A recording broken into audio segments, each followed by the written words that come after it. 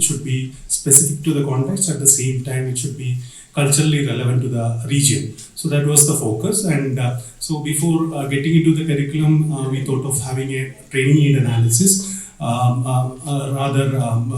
It's not suggested to have just draft a curriculum without understanding the real need. So that was the purpose of conducting a training need analysis. And so we have decided on the sample districts based on certain criteria, sampling parameters.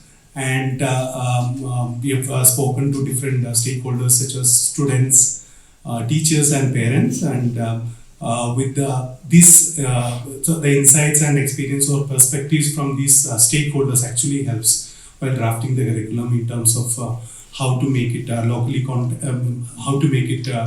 to the local context and to understand the real well-being needs. So that was the purpose of having this training need analysis.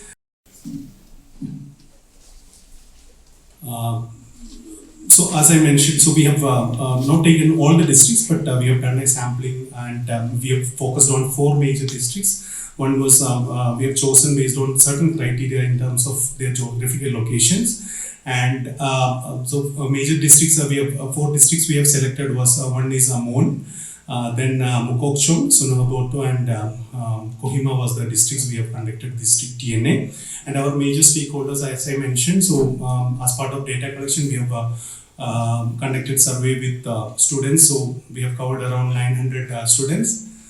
Then teachers, 57 teacher interviews we have conducted. At the same time, 61 parent interviews also we conducted as part of this. And I'll just give a brief about the sampling distribution. So we have considered junior and senior students.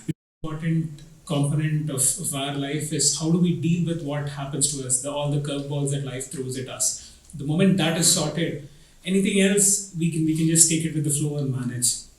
So we wanted to do something similar here. So this is one of the projects that they're working on. The other one is they work with CBSE for development of the holistic progress card. So most of our report cards are typically one-dimensional. They look at how well you've scored in your exams, how's your attendance and so on and so forth. But then you're not covering elements that are over and above just the academics. Right? So the holistic progress card was an initiative by CBSE, and CBSE has already introduced it. So they are now working with NBSE on developing our own version of the holistic progress card, because anything of this sort has to be customized to our state's requirements. So that's something that they're already working on. Apart from that, we wanted our own version of the happiness curriculum and to help our kids deal with whatever life throws at them and then emerge successfully. That's how we started working on it. But then before we started on development of the curriculum, we wanted to do a training needs analysis, because we have to understand exactly what's the situation in our state. Because if there are certain parameters where our kids are far superior to kids in the other states, you wouldn't want to focus much when it comes to the on that particular aspect in the curriculum. So this was very essential to get a sense of what's there on the ground.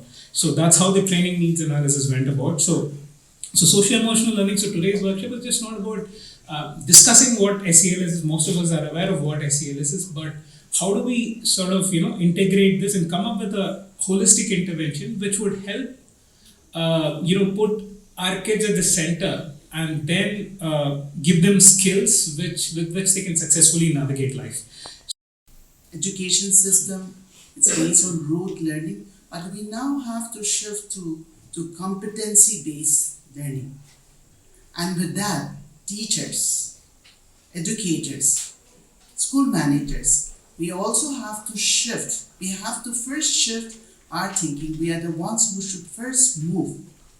If we are talking about learning in the schools, it is we who should take the first move if these learnings, if these changes are to take place in our schools.